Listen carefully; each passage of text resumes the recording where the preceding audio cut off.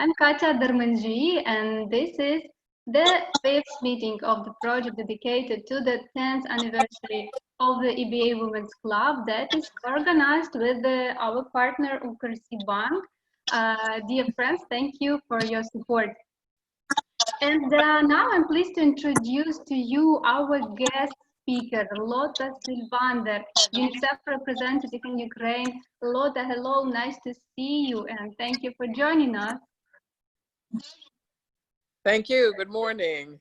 I know that you are in your vacation right now, and we are sorry for interrupting your rest time, but still thank you for joining us. Let's start our conversation, as I have many questions for you, and you, our dear guests, please feel free to join us and ask your questions at the chat. So, Lotta, you have a rich work and life experience. You worked in different countries worldwide, being at high-level positions, but you always took care of the human rights, whether it's children or women. That is why I want to start the first part of our conversation discussing these issues. So, can you make some conclusions and say which kind of children's rights are neglected and ignoring the most?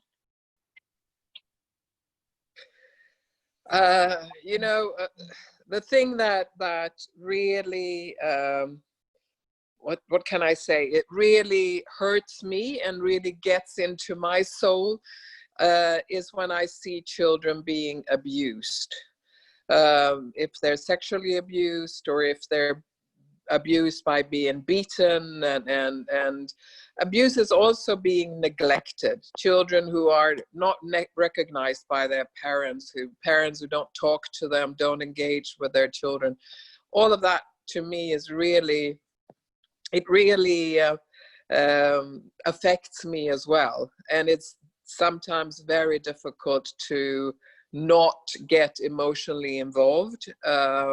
Although professionally I should, but it really is something that is always, it's always there in my mind, and it's something that I always want to do something about, whether I'm Lotta, the private person, or I'm the UNICEF representative. So like your personal attitude and professional is connected. And I wanted also to ask, did you notice the connection or maybe a correlation between the observance of children's rights in society and the level of development of this society? You know, it doesn't always go hand in hand.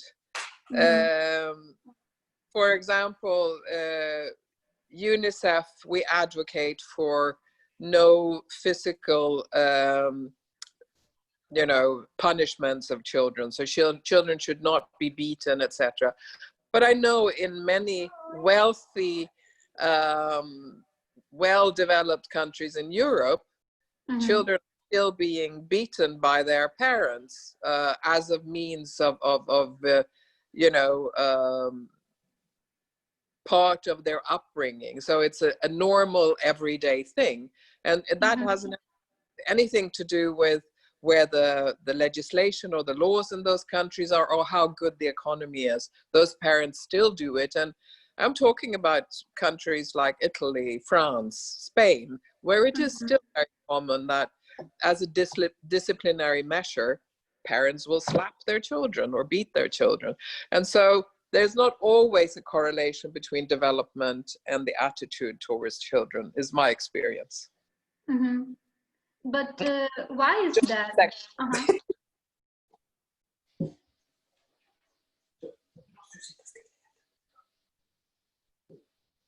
Sorry. As a mother and a grandmother, you have to still. Of course, especially right now, you know, in this lockdown, we have to manage to do everything.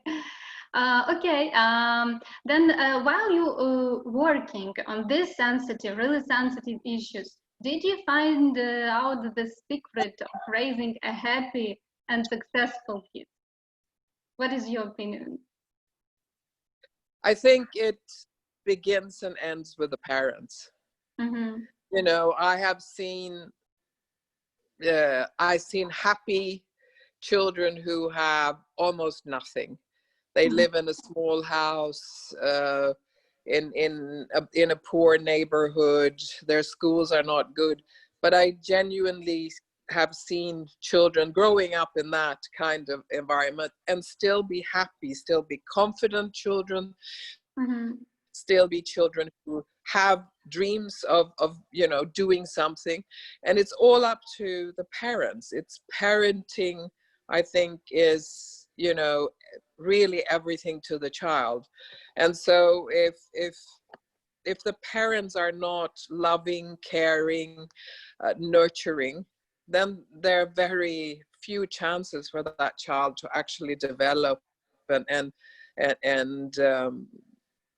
be a confident, fully grown in the positive way human being. So from my experience, for example, in my previous posting in the Philippines, we did quite a lot of research looking at how parents in different kinds of environments, like poor environments, rich environment, in the countryside, in the city, and so on. And it all came down to that nurturing, loving, attentive parent who encourage their children, who tell their children, I love you, those kinds of things. I cannot emphasize that enough. It really is the beginning and the end for a child. Indeed looks like the key is very simple, but in the same time, somehow it's not realistic for many families. And I have another question. I was thinking about raising a happy kid, how to make it. And I thought perhaps it's time to consider the idea of providing mothers, family, not only with medical backing, but also with some mental support, and do it by default, like regular thing. Don't you think it can make a vital impact on the life quality of kids, whole family? I do. I strongly believe in that. And I strongly believe that many parents actually need help to be good parents, because it's not always, what do you do when your child is screaming and acting out? How do you know how to react in the best way to not make that situation worse? And if you go to a parenting lessons and understand why the child is doing that and what you can do to calm down the situation and actually be able to talk to the child rather than maybe smacking the child or something else. So again, I've seen examples from quite a number of countries around the world where parents have been given parenting lessons, almost like therapy, and it has actually dramatically improved not only their relationship with the child, but improved their relationship in the whole family and changed the way that they all behave. Yeah, So yeah. Everyone, often people said that everything starts from your family, and it has to be, I think, a common practice that it's okay to have a psychologist or some support and help and understand how to manage your own family, how to make good communication. Yeah. And in Ukraine, for example, there's a lot of young parents. They become parents maybe at 20, 22, and in many ways they're still kids themselves. Yeah, and what do they know about, what do they actually know about a child's development, how a child's brain works, why children do certain things, why the child maybe don't understand you sometimes?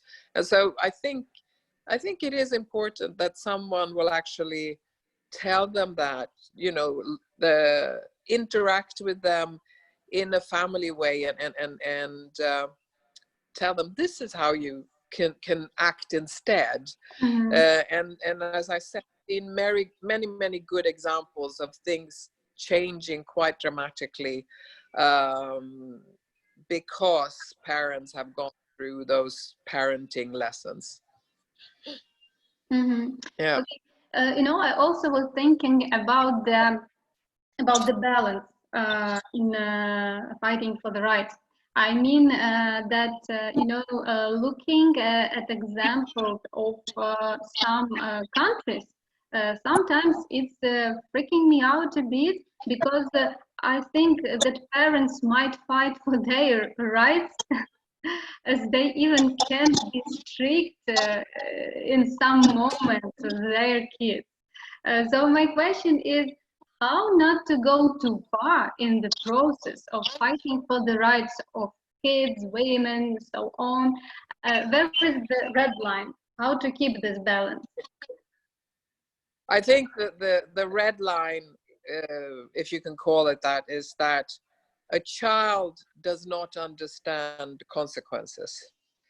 So a child doesn't necessarily understand, if I do this action, there are things that are going to happen afterwards. Let's say you're 11 years old and you commit a crime. You steal something from someone. That 11-year-old child's brain does not work in the way like, oh, if I steal this and I get caught, I will go to the courts, I might go to prison, depending, of course, on what country you're in. But that child's brain is not mature enough to understand what's going to happen. So therefore, the adults are actually responsible. But the key word here, what is in the best interest of the child. There is Can you hear me? no. If you can repeat, will be great. As I had some connections from. Okay. From the beginning. Please. Okay. So it very much has to do with, you know, how is too far. I think we need to understand the development of the child's brain, and a child's brain is actually not fully developed until they're about 20. When we consider, you know, we usually say, oh, if you're 15, you understand. But there are a lot of things that you don't understand when you're 15. When you're 10, you understand even less. And you don't understand the consequences of things that you do. And that's why parents still need to be responsible, because they understand the consequences of things, but children don't.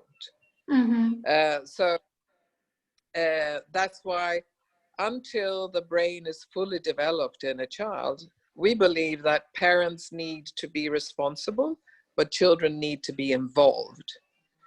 And yes, and they need to be informed. So let's take an example of parents who are divorcing. And the mother says, I want the children. And the father says, no, I want the children. And the children, maybe one child wants to go to the mother and one child wants to go to the father. But no one actually asks the children. It's just the court decides, depending on who has the best, you know, possibility to take care of the child. But the child should be involved in that. They should be asked, where do you want to live? Where would you prefer to live? Maybe they want to live 50% with mother, 50% with father. But the child, I believe, or we believe, should be involved in these decisions and not just kind of, you know, the decision shouldn't be taken over their head. So involvement of children. If you have to take decisions about children, and you have involved them, but still you need to think about the best interest of the child. So, for example, is it good for a child to be living with their abusive parents? Probably not. It's better to try to work with the parents, see if they can change their behavior, or maybe to protect the child, move them to another home where they will be protected and not abused. So the interest of the child, the best, whatever is best for the child should always be at the forefront, not what's best for the mother or the father or someone else. It should be primarily the child. And that's where the red line is. What is best for the child? I see, and just right now we receive one more like keys to the raising a happy kid. It's involvement of the kid to the decision-making process and good communication in family. Yes. Correct?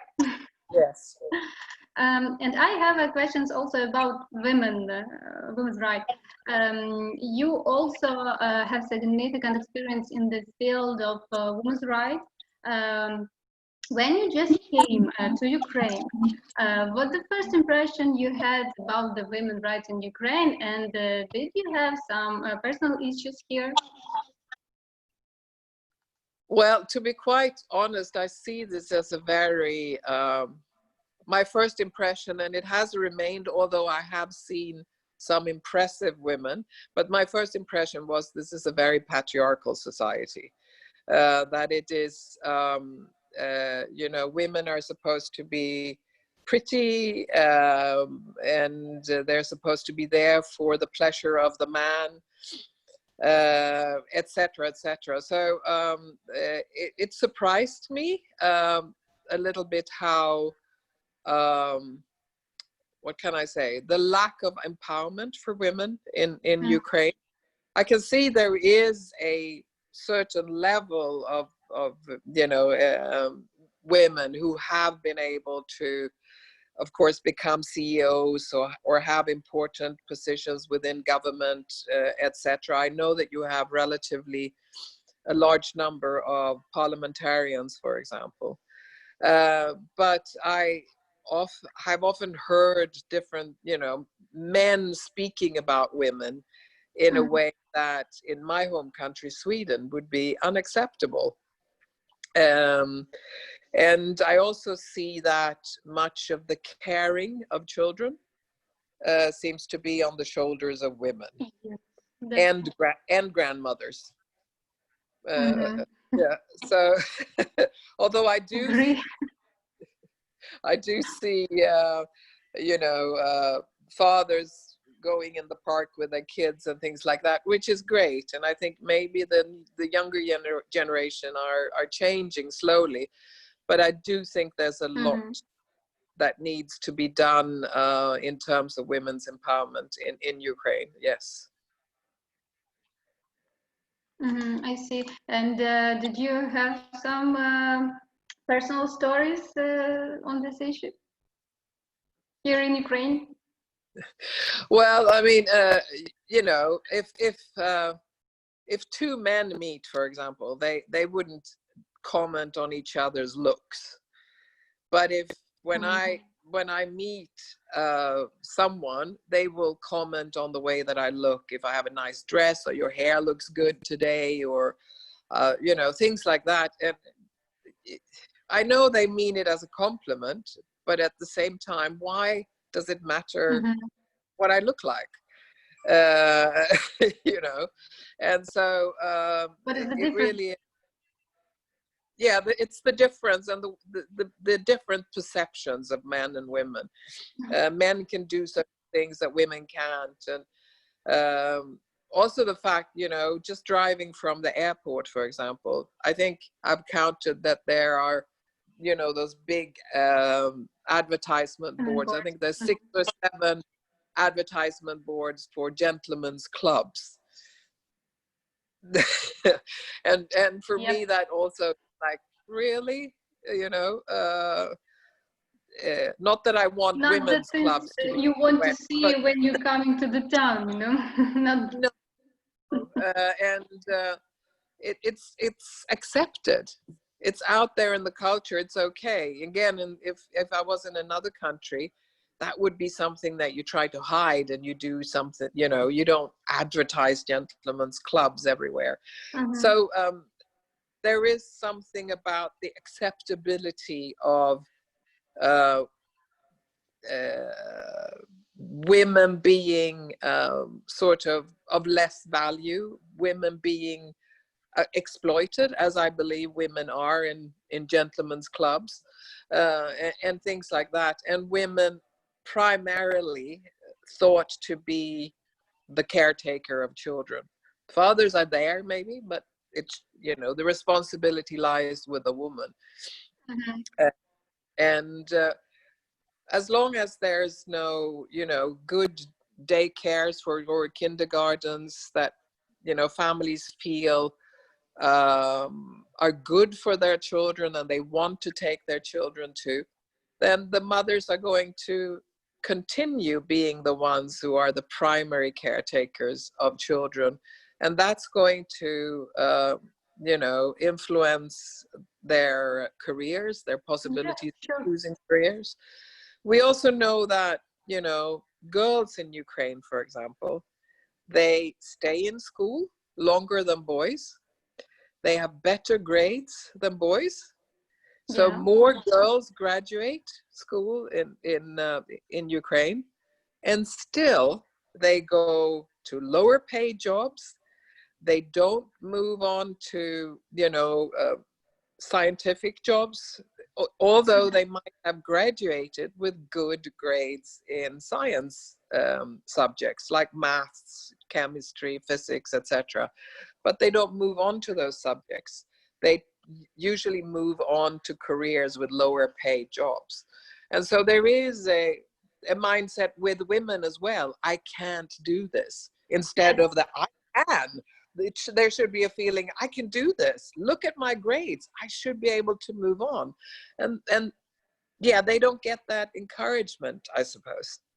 Yes, I wanted to ask you, why is that? But we understand that women in Ukraine has some maybe stereotypes about themselves, and I don't know, low esteem, or really we have to believe in ourselves.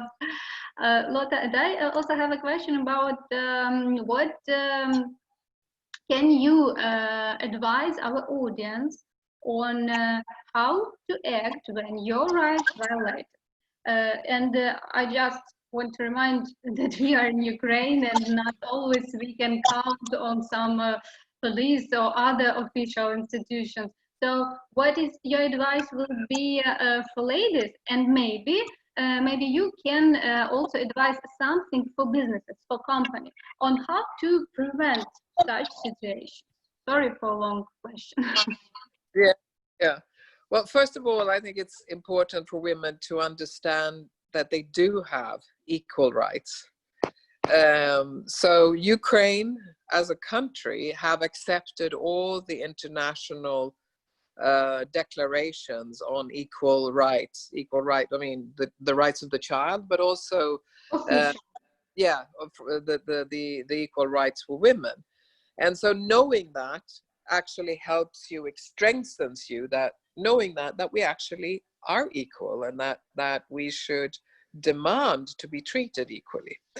But as you said, it's not that easy, you know. Just knowing this not always helps. No, but it does help. Because if let's say you're not treated equal at work, you're doing exactly the same job as a man, but you get less pay. Well, first of all, you need to find out how much do the men earn, and then confront your employer and say, why am I getting less pay? I also support my children. I also have to pay rent. I also have to pay for transport. Is there a good reason why I am paid less? Because in Ukraine also, it's not like you have long maternity leaves and things like that would cost money for the companies or for government. So there is really no no good business sense, and there's no good political reason to pay women less or give them other kinds of jobs. And we you know, if women know that in other countries you can actually demand equal salary, for example, then it's easier to fight for it. But if you believe that this is how it is, you know, you might not even know that equal salaries exist somewhere else, then you'll never ask for it. But if you know that other countries, other women in other countries have fought for this and got it, then you can stand up to it and argue for it. But I know it's difficult. It's easy said, but not easy done. But you have to start somewhere. Yes, we have to start with something. At least we have to be curious about these issues. We have to try to find out, and we have to try at least with something. Well, if we want to have something better, I guess. Yes, absolutely. And you know, one thing that I believe is really important is transparent recruitment processes, both in government and in private sector. So many countries, for example, the people who are screening applicants, they don't know the name and gender of the people who are applying. Nice idea. Yeah, so that then, at least in the first screening, you can't take off women off the list. They get included automatically because, yeah, like I said, many women usually have better grades, better, you know.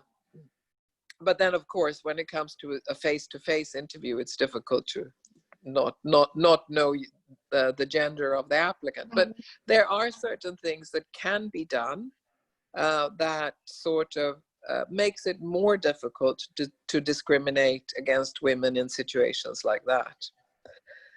But then, I mean, there are more difficult aspects of women's inequality. For example, violence against women.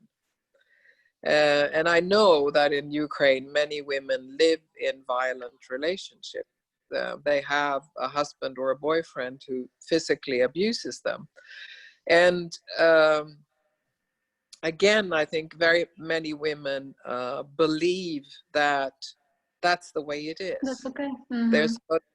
It's okay. They're supposed to accept it. It's, you know, they're supposed to believe the man when he comes back and says, "I'm so sorry, it's never going to happen again," and then it does happen, of course. So I think also getting information out there that living in a violent relationship is not okay. And it's not okay for the man to beat you and abuse you. And you have to, it's not your fault. I think many women think it's my fault. It's something I do. I'm stupid, I'm ugly, I'm fat, whatever it is. And that's why he's beating me. But that's not at all the case, because abuse is about power. And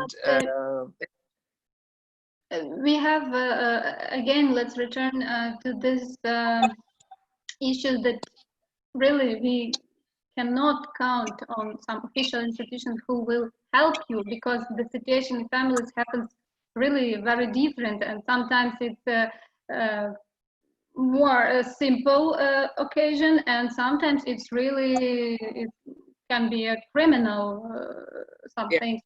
And in that case, you need the support of some official institutions or police. And here in Ukraine, I'm not sure if we can wait for some really help, and the case become more complicated. Very true. Yeah. And then police, I understand, very often say, "Oh, it's not our business, it's a domestic issue. We can't interfere," and things like that, which is, well, it isn't true, but that's what they do. But I think there are quite a number of organizations out there, like NGOs, who are there to support women. There are women's helplines, for example. There are shelters for abused women and children where, you know, the women can go with their children and basically hide from their family or from their husband. So again, it's about being informed, and I think we as women who are not in that situation, we need to help those women, and especially get the kind of information out there that there is help to get. Maybe not from the police, maybe not from social services, but there are help, and there are other women out there who are ready to help. I see. Yeah. It's okay. Let's try to sum up a bit this part of conversation.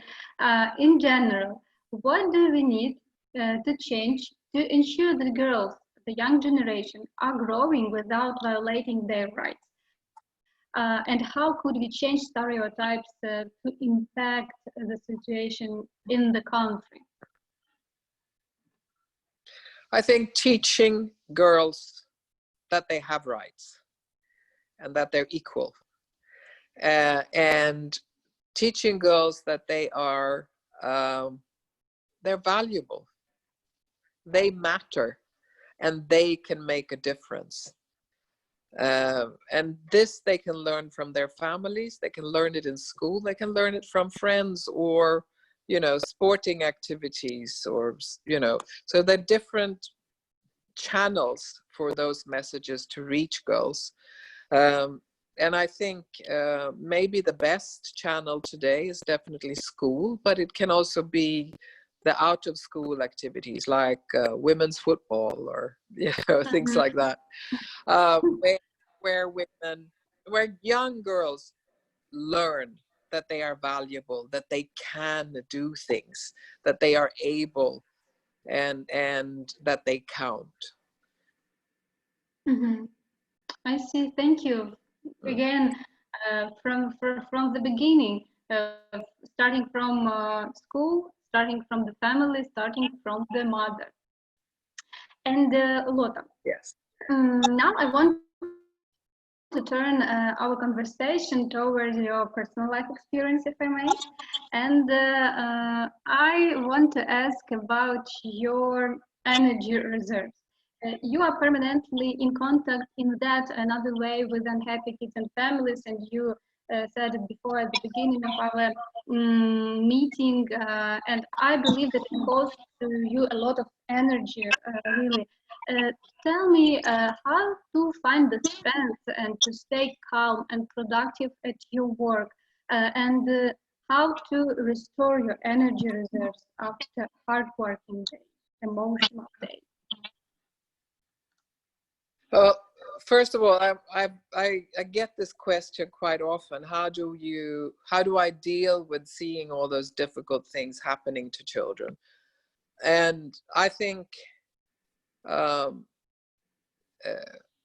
not doing anything would really affect me much worse. But knowing that we as UNICEF try to do, and we are doing, and successfully very often, doing something to help children who are in difficult situations. So that for me is a comfort that makes it easier. If I just went out and looked at children in institutions and knew that we weren't doing anything, then I would be absolutely devastated. But knowing that we are trying to change the lives of those children, or children in the East who live along the contact line, who really have a very miserable life, you know, they have mines all around them, their schools are being shelled, you know, lots of horrible things happening all the time. But knowing that we as UNICEF, we're there, we are rebuilding their schools, we're supporting the families with water and other things, we're supporting the kids in you know, giving them psychosocial support, then I feel a lot better. But it's still heavy sometimes. So what I do for me personally is that I try to do things with my hands. So, you know, What I exactly? go after work. Well, I sew, for example. Uh, Uh-huh. this I Ah, nice. thank you. I bake. I do things that are completely different from what I do in the office. Mm-hmm. Um, and I've especially noticed that now in COVID, when I get all the, you know, we get a lot of reports, but I can't go out there. I can't do anything. I can't actually reach out to a child or a family. It's become even more important for me to, you know, after a day's work, disconnect from that and do something else. I think we all have different things to Of course. do Mm-hmm. that we do. Some people, you know, they run for an hour and just to clean their brain and so on. I also Mm-hmm. run, but normally I would swim, uh, Uh-huh. but with COVID I can't do that. So I think for all of us, whatever job we have, it's important to have a time when we disconnect from that and do something else. Something that triggers other parts of our abilities, our brain, our interest, and that we can think of something else. I mean, some people go into their garden and plant things, or, you know, there are so many different things. Yeah. Yeah, that's my So, story. but I think working all the time is Mm-hmm. really, really dangerous. Yeah, we have And to reload sometimes, yes, to switch off. yes, Mm-hmm. yeah, exactly. Uh-huh. And um, eh, you do your work better if you do that, I think. And and for me, you know, having this kind of job, my job is not only a job for me. It's more than that. Like I think you already. The Uh, professor, I read you could your. already. Yeah, it is. I remember my mother told me when I was a kid, try to find a job that is also your hobby, because then you will never get tired of it. It will never just become a 9 to 5. And it's true. How you Uh, managed to find this sphere and understood that this sphere is yours? You want to do. uh, yeah, that's a good question. I think when I was younger, when I was in my, well, both as late teenager and in my 20s, I was very much of an activist. You Mm-hmm. know, fighting for this, fighting for that, and I was out demonstrating and all of that, and I wanted to change the world. And I guess and then I continued working in development work, working on poverty issues and things like that. And 16 years ago or 15 years ago, I came to UNICEF, which of course focuses in on children, but um, uh, for me it was very engaging because there's no question about, you can never question working for children. Mm-hmm. It's not controversial. It's Nothing to difficult. discuss. It's needed. It's needed. It is simple. It's very human. It's very engaging. Everyone believes in children. And so it has, although it's difficult work, it's easy to understand why you're doing it. And for me, Mm-hmm. it will never be a 9 to 5 job. And if it were, I would leave. it, it's so much more than that. And I think that's what I wish for every girl, to find something that, you know, as soon as they wake up, they feel, yes, this is what I believe in. This is what I Mm-hmm. want to do. It's different for different people. And But it's everyone, priceless for everyone. yes. And there is something that gets you out of bed every Mm-hmm. morning, but you just need to find it. And this Uh, is the process. it's a process, and it's being true to yourself also. Mm-hmm. Uh, and it doesn't mean that you're chasing money, or it doesn't mean that you're chasing a high position. It might come when you find that thing that you really that gets you out of bed every but you need to listen To inwards, yourself. yeah, to understand what it is and what will keep you moving. I see. Sometimes it's hard to not to listen the society opinion, you know, and not to see this trends, how to be successful and what it means. But I think it's very good advice. Try to listen to yourself and find this the only one that inspire you. Lotta, I know from your team, you are a role model for many people. And do you have any leading examples for yourself? Ah, yes, I do. And I actually have both male and female. But I do have female examples of people who I've had both as colleagues, but also as my manager or superior.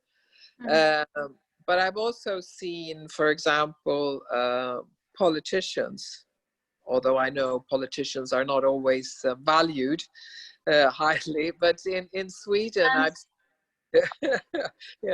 I've seen a couple of now, I mean, two ladies in particular that I'm thinking of who are now in their 80s, but with very high ideals, with very sort of uncorruptible personalities. They would stand up for whatever they believed in, no matter what happened.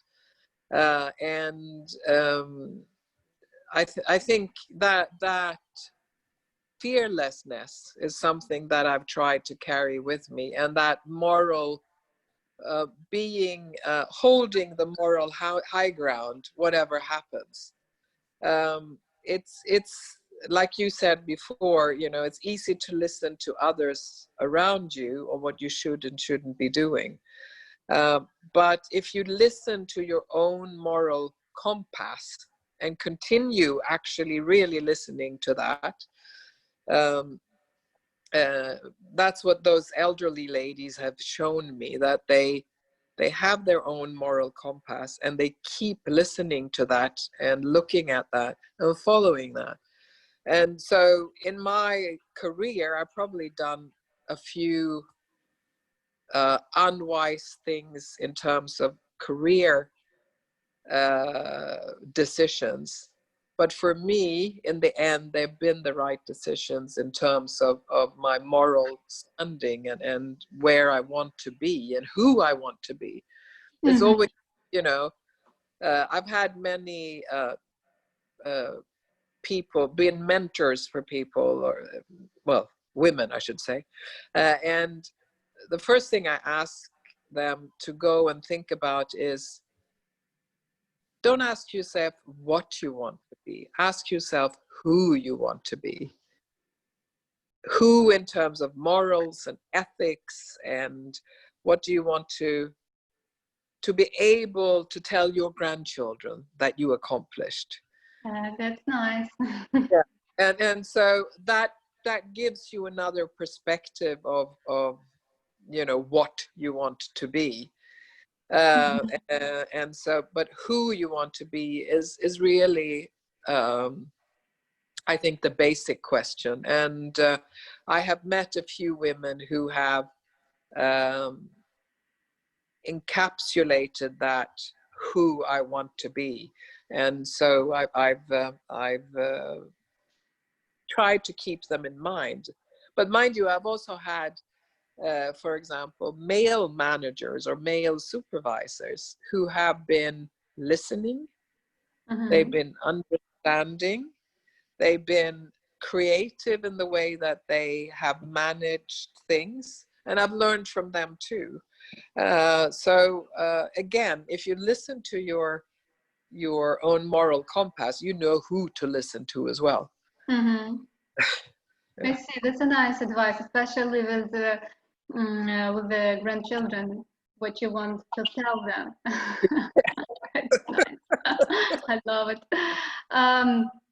Lotta, we talk a bit about your team, that you're a role model for your team, can you please share what your rules of team management are? How to be a good leader, a good manager for a team? Okay, so for me, it's important to bring my team with me. So not I share as much information as I can. I want us to take joint decisions, not for me to sit and say, well, this is what we're going to do. Sometimes you need to do that as a supervisor, especially if there's an emergency or a manager. And I know that I can do that. And I do that sometimes. In my previous job in the Philippines, for example, we often had emergency situations. And then you can't sit with your team and say, what do you think we should do? And then, discuss it. You have to, as a supervisor, kind of, this is what you're doing. You're going there. You're doing this, But that's in a separate situation. In normal daily work life, it's involving your team, consensus decisions as much as possible, where everyone is informed. And for me also, it's important for people to be able to see me as much as possible. So I have an open door policy. If I'm not in a meeting or on important phone call, my door is always open. You don't have to make an appointment to see me. You can pass by, see, ask, do you have 5 minutes? And I'll usually say, yes, I do. Come in, talk to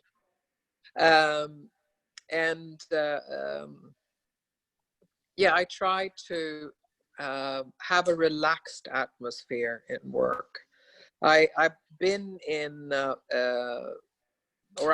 let's put it this, I've arrived in offices where there's been a very bad atmosphere. There's a lot of gossip. There's a lot of backstabbing, things like that.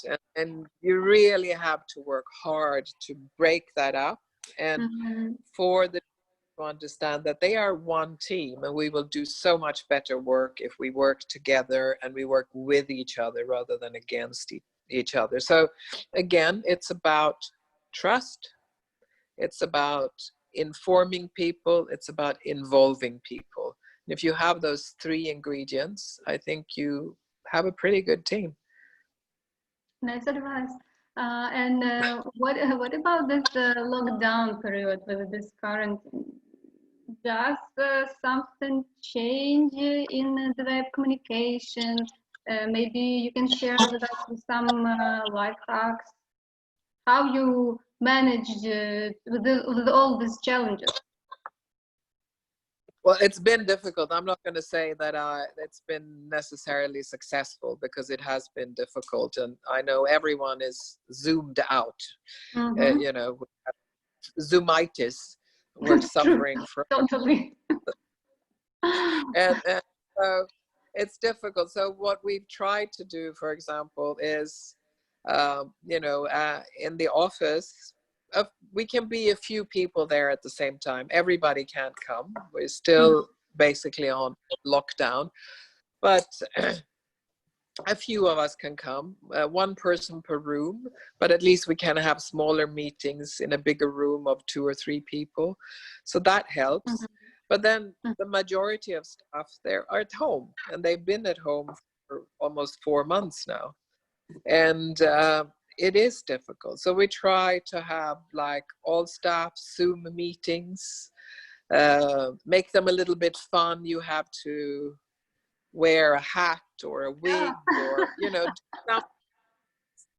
something fun, just to lighten up, for us all to remember that we're still human beings, and we're still, although we're in lockdown and we're sitting somewhere else, but it is really difficult. It is. But I try, especially those who are like closer to me, keep in touch with them on via messaging, or do you want to go for a walk? Because I have dogs, so I always have an excuse to go for a walk. things like that, especially those who live alone and don't have a family around them. It's important to keep in touch. Yeah. So that's what I've tried. Yeah. I see. I see. Thank you. Well, we'll hope everything soon become more normal. Okay. If to talk about your primary principles in work and life, what can you advise young ladies who are at the beginning of their career how to become successful? We already heard that the first and the main is to find out what is important for yourself, to find this sphere, but maybe something else you want to add?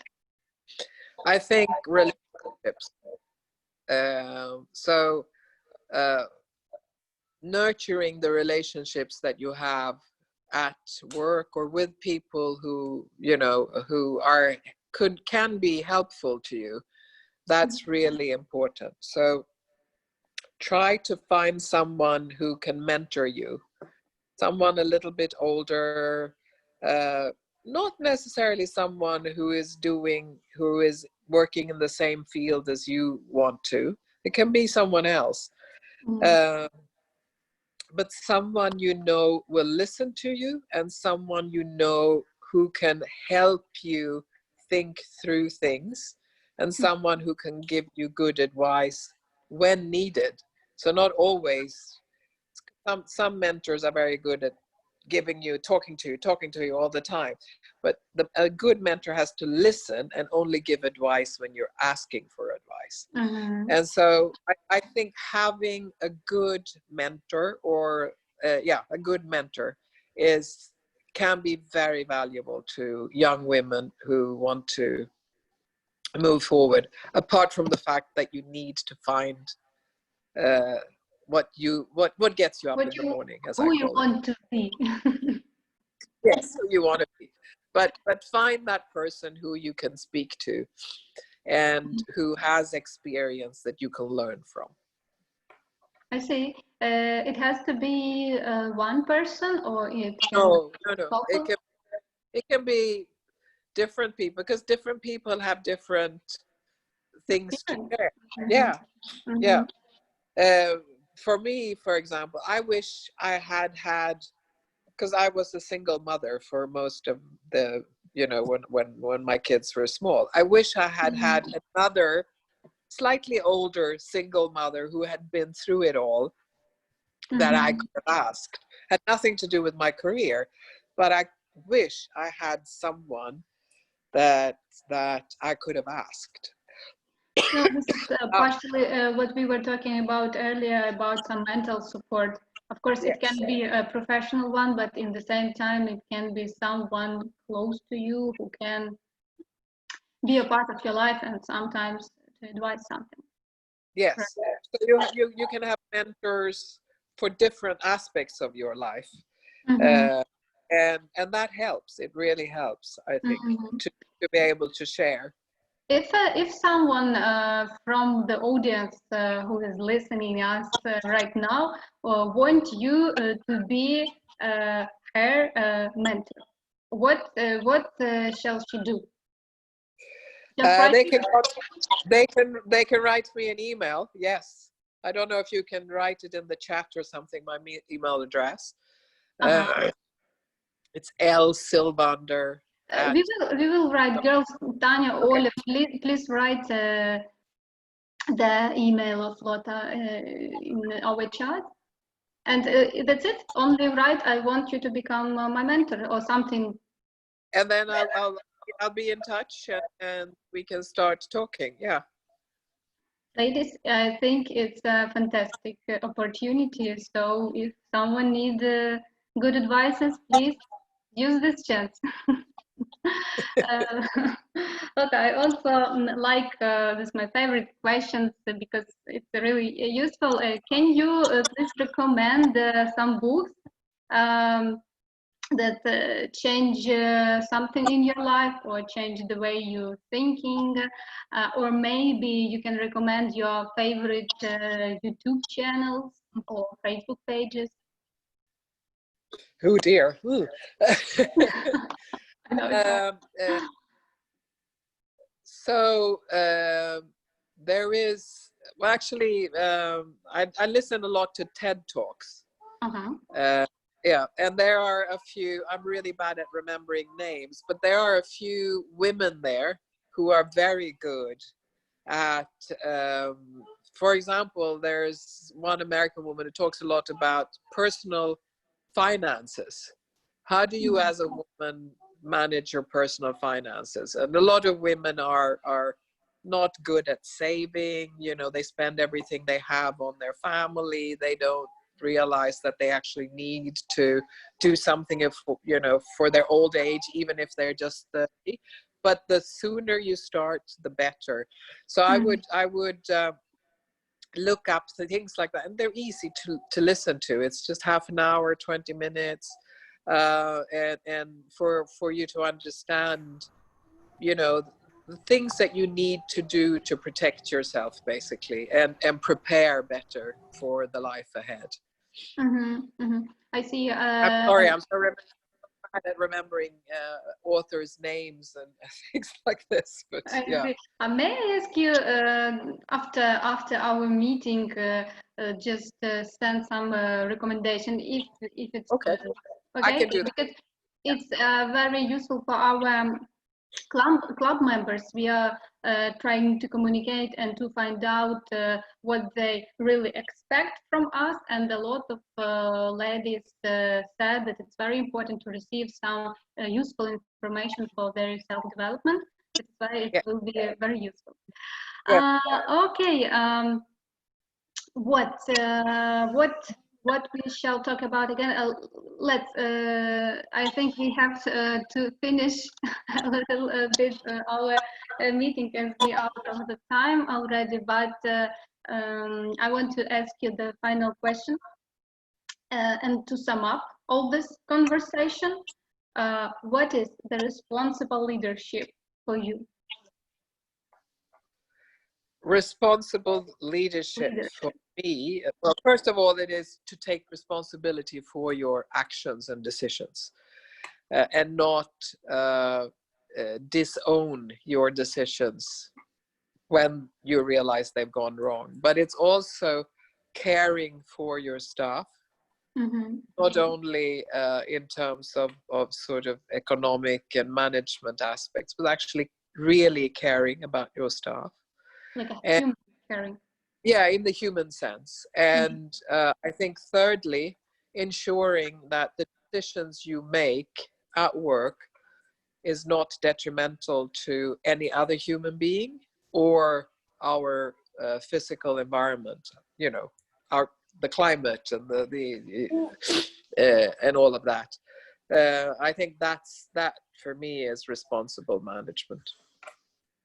I see. Thank you. Thank you for such answer. Dear Lotte, let me thank you for your time. Thank you for your readiness to share with us, with your life experience, work experience, personal experience. We are really grateful for your advices. Dear friends, let me thank you for your attention. I really hope this talk was useful for you. And I wait for you at our next EBA Women's Club event. Thank you, Lotte, again. Thank you very much. Thank you. Thank you so much for allowing me to be here. Thank you, and have a nice vacation. Thank you.